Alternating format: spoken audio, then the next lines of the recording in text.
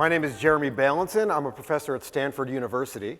In 1999, I got my PhD doing low-level artificial intelligence. I'd run experiments on humans to figure out how the brain made decisions, how you formed categories, how you did reasoning, and I'd build low-level AI to try to model how the brain thought. And in 1999, I decided to drastically shift my field. I left cognitive science, and I got a postdoc at UC Santa Barbara, where I learned how to build the hardware to do VR tracking. I learned how to code the content for VR, but I shifted to a social psychology lab where, in addition to building VR, I learned how to test bigger questions, not just how the brain works, but how do people communicate? How does training work? How can you change education? What does social interaction look like inside of virtual reality?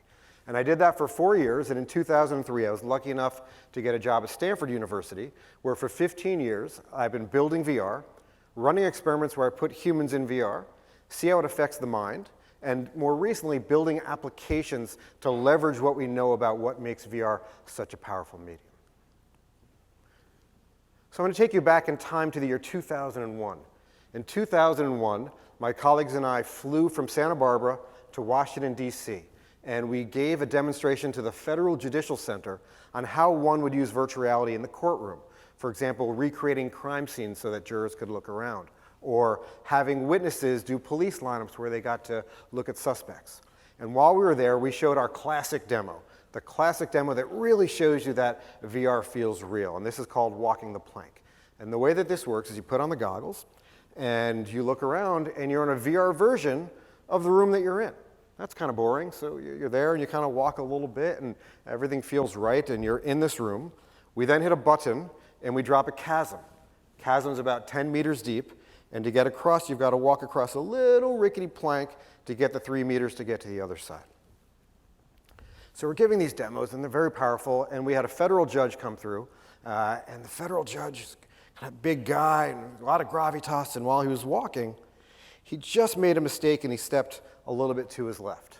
So we're tracking his body movements. And, of course, we model gravity. And so what his eyes tell him and what his ears are telling him is that as he steps off, he's falling to the bottom of this plank, to the bottom of the pit.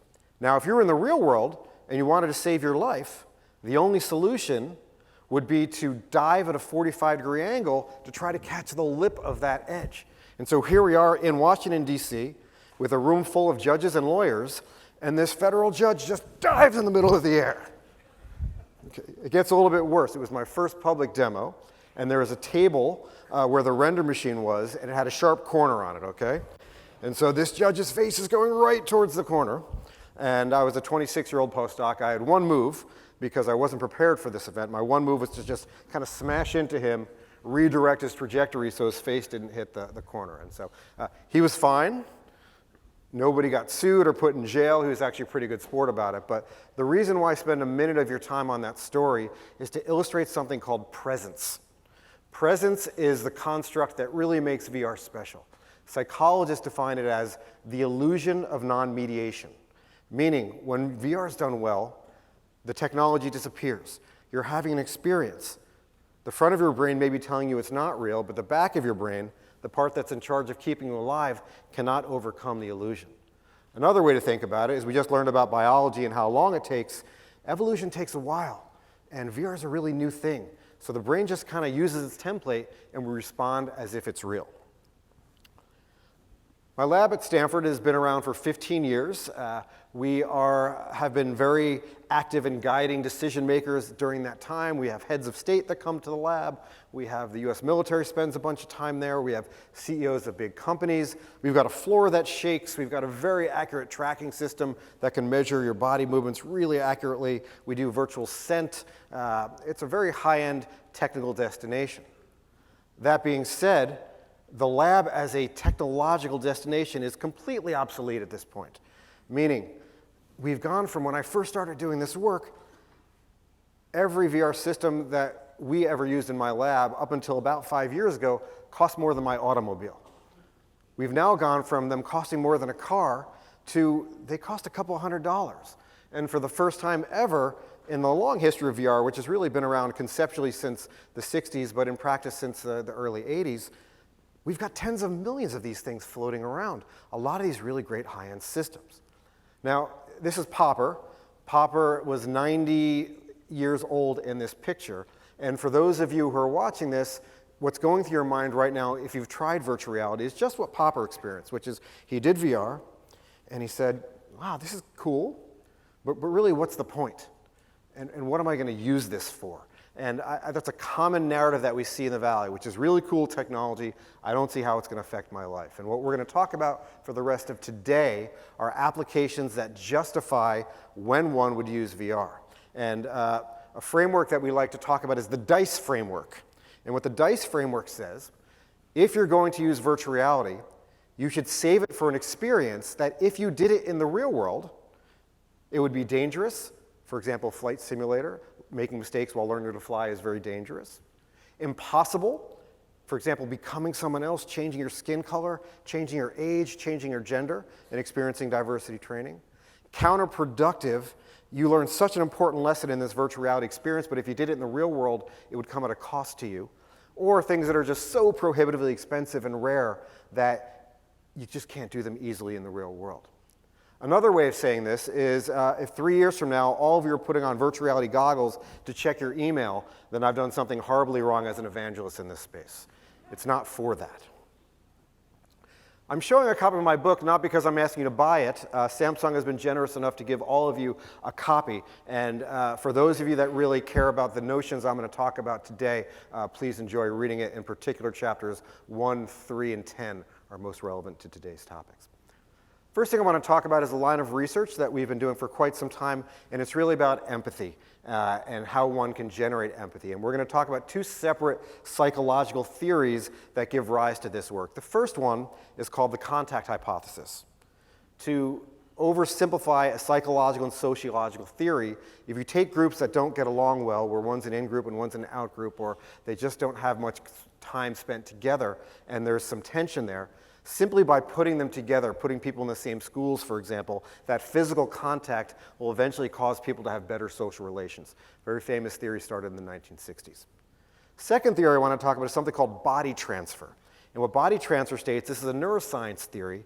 If you are moving your body physically, and you have what's called an avatar, a digital representation of yourself, and that avatar moves with you synchronously, meaning at the same time as you. After about 4 minutes, the part of your brain that represents self, the part of brain that activates when you think about yourself or see yourself, it expands to include this external representation. In other words, the avatar becomes part of the self psychologically. I'm going to show a movie that's very old, so be kind to my graphics. This is from the year 2003, and this is a demonstration of the type of work we do to study how one would use this technology. So this is Nick Yee, the genius that did a lot of this early work. He walks up to a virtual mirror. He does it for 4 minutes. You're only going to see it for 10 seconds. He's moving his body. His avatar moves with him. And after about 4 minutes, it really feels like it's you. He bends down. We hit a button, and he goes from a white male to a woman of color, okay? And when he comes up, this reaction that people have is very intense. You feel as if you've changed into a different person. The next step in the typical experiment is we network in a second person, and that second person proceeds to treat you horribly based on your gender, or your race, or your body size, or your age. And you experience firsthand, you walk a mile in someone's shoes, and while wearing their body, you experience really intense prejudice. Chapter 3 of the book summarizes a lot of the research that's been done to date, and let me just kind of give you a high-level view. VR is not a magic solution that solves all the world's problems. It doesn't solve racism, it doesn't solve sexism. However, it's a tool that, across all the studies that have been done, compared to control conditions like role-playing, or reading about case studies, or all the things we do in a corporate diversity training context, compared to those control conditions, it outperforms in changing people's behavior later on. Let me give you an example. Here is a piece called Thousand Cut Journey. This is the genius of a woman named Courtney Cogburn. She's a professor at Columbia that studies black-white racism in her day job. Her lab and my lab have teamed up to produce about a 10-minute experience where you become a black male. you body transfer into him, and you experience implicit racial bias as a child. So you're in your elementary school class, and the teacher punishes you for something that other kids have done. Then, with the screenshot you're seeing here, you become a teenager, and you're dealing with a stop and frisk situation, again, based on something you didn't do. The third scene, you are now 30 years old, and you're a Yale graduate, and you walk into an interview situation, and the interviewer just doesn't even see you. He doesn't even know that you're there, and eventually he gets around to you, but he couldn't even imagine that you were the candidate for the job. All based on Courtney's academic research. Of course, we study this academically, showing how it changes the way that you think about people of other races, but more importantly, in this age of affordable VR, we can port it outward. And so Courtney's done a brilliant job of working with dozens of companies now that are installing this as part of their diversity training curriculum. And it's just a transformational experience that causes everything to change compared to just doing it when you're reading these case studies. It's a fundamental difference.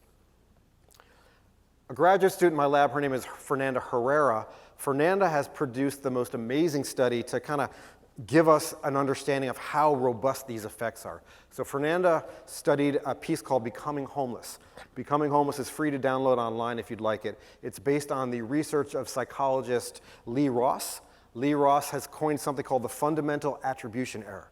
And what the fundamental attribution error states is that when something bad happens to me, I blame the situation.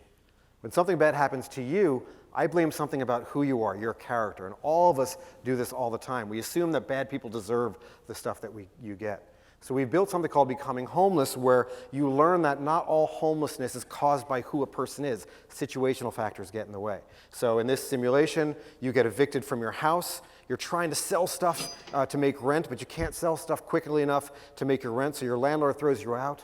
You're then trying to live in your car, and it's really crowded and gross in there, but it's illegal to do that, so the police roust you from your car. You try to sleep on a bus, which is what a lot of homeless people do, but there's a man there who's harassing you while you're trying to sleep, and you get a sense for how intense and uncomfortable that homelessness can be, and it's all forced by situation. So what Fernanda's done is she studied the long-term efficacy of this. So she did an amazing job where she got a large sample of thousands of people who went through this or a control condition, and she looked 2 months later.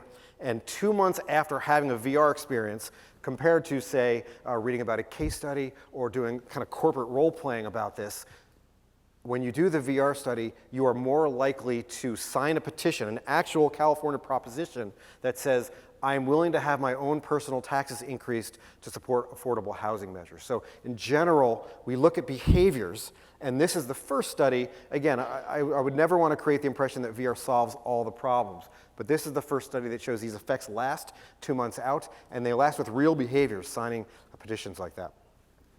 So I want to shift to conservation. One of my academic heroes is Dr. Jane Lubchenco. Dr. Lubchenco was the head of the National Oceanic and Atmospheric Administration under President Obama for 4 years. In that 4-year window, she saw more natural disaster, extreme weather events that occurred in any 4-year window in U.S. history. Of course, this is due to climate change. But as her job, one of the things she had to do is when these horrible disasters occurs, drought or flooding, she would fly there to help the people out. And she tells a story about going to a district where the lawmaker there, he was an intense climate change denier, but he just had a really intense weather event happen. And she got off of the helicopter, and he comes up to her and says, Jane, I believe you now. I am a believer. I've seen the light. This is an exact quote that she recounts from him, meaning a climate change denier became a climate change advocate, or at least tolerating the notion that climate change was produced by by human activity because of an extreme weather event. In virtual reality, disaster is free. I can hit a button and cause a flood or all sorts of these extreme wildfires. And for 15 years, what we've been doing is building simulations that put someone in a horrible future where climate change has made your hometown a place where one can't live, and then showing how behaviorally that changes. Are you more likely to recycle? Are you going to donate to pro-environmental causes? Things of that nature. What I want to focus on today is a piece called the Stanford Ocean Acidification Experience. This is an 8-minute field trip where you put on the goggles, You become Dr. Fio McKelly, who is a genius at Stanford. She studies ocean acidification, and you learn about how the oceans are going to be devastated by the intake of CO2 and how there's not going to be a food web or fish to eat 75 years from now. But you do it by becoming a scientist. And we've done a lot of things with this. The first thing we've done is we've studied it in high school classrooms. We've studied it in adult learning contexts. People learn about marine science from this. The second thing that we've done is that we have brought it to lawmakers. We've given briefing at the US Senate. We've had senators and congressmen go through here, using this as a tool to give them a visceral experience about how humans are causing climate change and what that impact will be. Most importantly, we've made this free online. So if you go to a website called Steam or Viveport or Oculus Experience, this is free for anyone to download. And I checked this morning, as of today, 102 countries have downloaded and installed this. That's over half the planet. And it allows us to export these amazing field trips, this constructivist learning, at a scale that you can't do otherwise. So it's a really neat way to help people understand this calamity by giving them a direct experience.